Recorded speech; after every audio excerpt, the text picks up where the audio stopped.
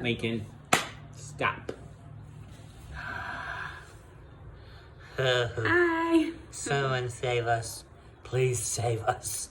Totally. We've actually had a good day today. We did have a good day. Oh yeah, it was beautiful outside. It's like 80-something degrees outside. And this is the last day when I think it's just going to be spectacular. I think after that, it's probably going to snow 2 feet tomorrow. We'll need a sled. That is the weather in the Midwest. They can never get it right. And I think it has something to do with the Rocky Mountains and all that other stuff. They will give you some sort of an excuse, but man, they're wrong a lot. I don't think we can blame them, though. It's not like anybody can predict the weather. I just want somebody to blame. If we have junky weather, I want somebody like a punching bag or something. Be like, you idiot. Why don't you make it so gray and cold and yucky? You know? Yeah. When you like one of those? Yeah. I think it's a punching bag weather predictor. And we've had this conversation, and this is not anything that we plan to talk about, but we've had this conversation where if things don't go right, then your immediate response is to blame somebody associated with that event, whether it's not their fault at all, you know?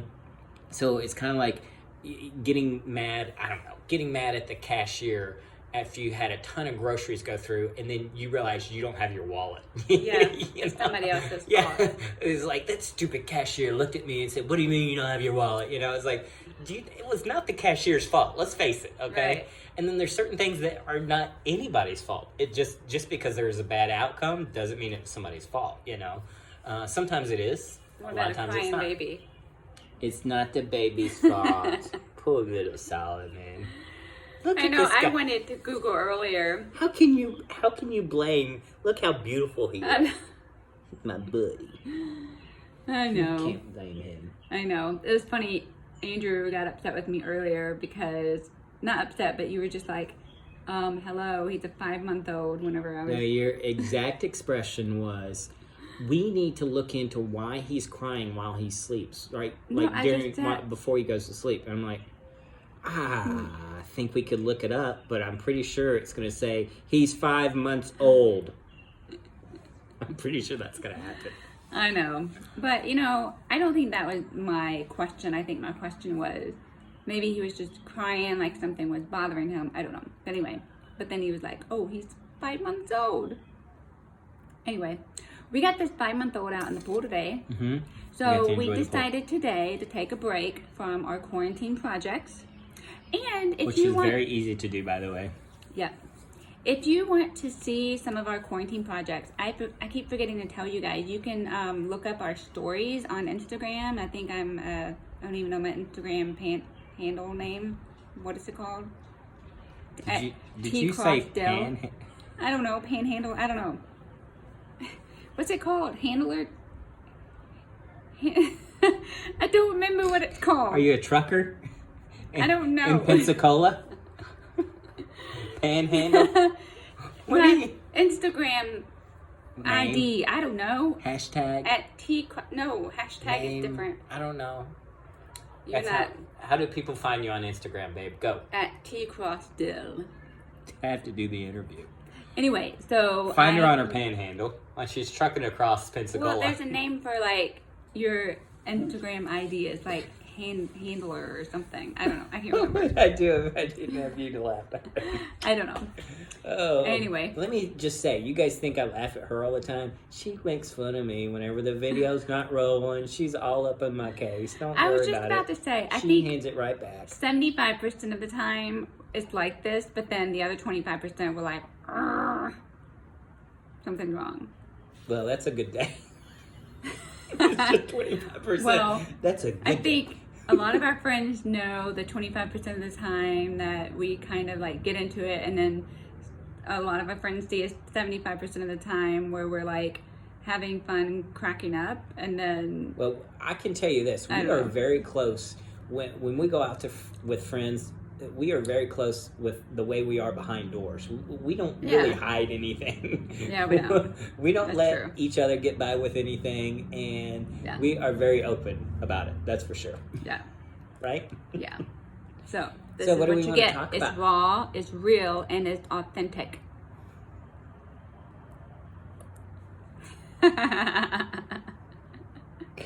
He's such Sorry, a dork. Solomon. By the way, He's gonna be 18 I'm watching all these. barbecuing right now, and I walked out here and I hit a Coca-Cola and it fell right. And I tripped over this thing and it fell down and it got Coke all over the patio. We don't care about that. Nobody wants to know about that right now. Who Anyway, puts Coca-Cola on the patio, put it on the table? Now my Okay. sandals are sticky. well, I'm barefoot. I'm dealing with sticky sandals. I think it's going to be funny when Solomon watches all these. When he gets older, he's going to be like, oh my gosh, Okay. my parents were so dorky. So, yeah. So, what was wrong with my parents? Let's stick yes. with our subject. So our subject today is on, Andrew had a really good one for today, and we wanted to talk about wisdom. Yes. And I just thought it would be interesting to look up wisdom, because I know I've looked up vocabularies before. And wisdom is the quality of having experience, knowledge, and good judgment, the quality of being wise. And we talked about before how, like, you know, be respectful to your elders, and, you know, they can give you words of wisdom. They're wise. They've been through life way longer than we have. And I always like to think my peepaw was really wise. You know, he lived to be 93, and he had a lot of stories, a lot of experiences, and was able to, you know, give a lot of us words of wisdom. Now, words of wisdom you can take with a grain of salt. It's almost like advice. So, don't you think? What?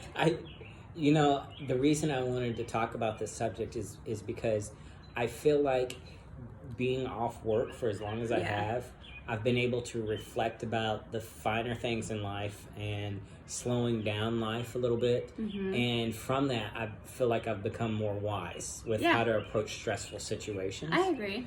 And so I guess wisdom is important because there's a spiritual quality to it. It's quality. That enables you to digest the Bible and digest with the way that you should live. Yeah. Does that make sense? Yeah. No, I think that's a great I feel like I'm just talking like God's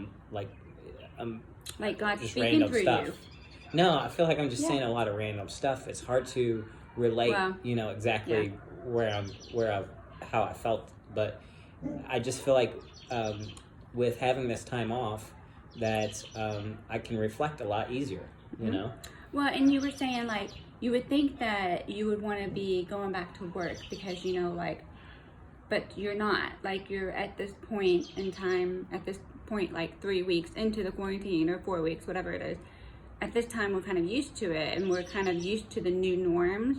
Mm-hmm. And so, in that case, then we're not like, you know, in the Bible it talks about jealousy and, you know, just, it's basically just being content. And one thing that's nice about this coronavirus is I don't have to be jealous. I don't have to feel like a gunner because everybody else is out of work just like I am. Yeah, and it's true. Like, if you're a professional and maybe you're type A, OCD, whatever, you're competitive, you feel like sometimes professionally that you are jealous of other people's successes, maybe? Or maybe wouldn't that be a good one? And I just had this conversation with the accountant for the office. I said, Yeah. you know, at certain ages, particularly in your 30s and 40s, you really do compare yourself to the Joneses and to other people that are in your same profession, whether it's through how much you make or just how successful they are. And so this is a good time to reflect on what's important. Having a burp cloth with your baby whenever they eat is super important. So, having said that, let me go ahead and read the Bible. We'll read the verse. The verse that he picked for today. This is not one that you typically see whenever you talk about wisdom. Yeah. But I thought it was really good. It's a few verses. Go ahead. So, let's do this. This is, everybody says, James 3. I'm going to go from 13 to 18. It's not real long. It says, if you are wise and understand God's way, prove it by living an honorable life, doing good works with the humility that comes with wisdom. But if you're bitterly jealous and there is selfish ambition in your heart, don't cover up your truth with boasting and lying, for jealousy and selfishness are not God's kind of wisdom. Such things are earthly, unspiritual, and demonic. For wherever there is jealousy and selfish ambition, there will find disorder and evil of every kind. But the wisdom from above is first of all pure. It is also peace-loving, gentle at all times, and willing to yield to others. It is full of mercy and good deeds. It shows no favoritism and is always sincere. And those who are peacemakers will plant seeds of peace and reap a harvest of righteousness. Oh, that is really good, you know? Yeah, I think that's great. And, you know, like, it's talking about peace, basically. You know, we, at this time, you know, when we talked about people blaming people for things, and, you know, it's good to just be at peace with things and not being, you know, holding a grudge or being so angry about something. Wouldn't you say? Like, yeah, or even jealousy or selfish ambition, all this stuff that it was mentioning are things that I've myself have had issues with. Yeah, you know? And me too. I've had issues. I'm a competitive person, so I have issues with comparing myself a lot with, you know, a lot of different things like career-wise and different things like that. So it's very hard to step out of that. As a mom, I try not to compare myself to other people, and I definitely do not, because I know every child is different, every baby is different, every mom's different, you know, every situation is different. So that to me is easy not to compare myself to, but career-wise, I feel like it's hard not to compare yourself to other people. And athletic-wise, you know, same thing. It's like you're wanting to be the best, and, you know, you want to be like those other people that are succeeding. But yeah, so I think that's a good verse for today. Hey, he did good. No yelling. I think for today, we want to say some prayers. I was just telling Andrew that we've had at least 3 or 4 friends that have lost their pets during this time, like the past couple of weeks. And so that's been really hard, and I can't even imagine being in that situation. I know, like, someday our pets are gonna go, and that's so hard for me to even think about. I don't even like to think about it, but it's just, you know, our hearts go out to our friends that are, you know, grieving over the loss of their furry loved ones. So we'll be praying for you guys. And you want to say prayer? Yeah, you can go ahead. Okay. Dear Heavenly Father, thank you so much for this another beautiful day, and we ask that you continue to help us grow in our wisdom, to be wiser, so that we can be at peace with everything in the world around us, and know that your love shines above everything else, and we want to be your shining light through all of this, and be positive and not hold so much anger, and let go of a lot of things that are keeping us from enjoying the things in life, especially right now as we slow down. We ask that you be with all of those that are sick, that are struggling, that are lost, and especially our friends that have lost their pets, and just wrap your arms around them and bring them peace and comfort during this time. In Jesus' name, amen. Amen. All right, guys. Thanks for listening. Here, turn around so you look him. Okay. Say bye-bye. Bye-bye. See you all tomorrow. The end.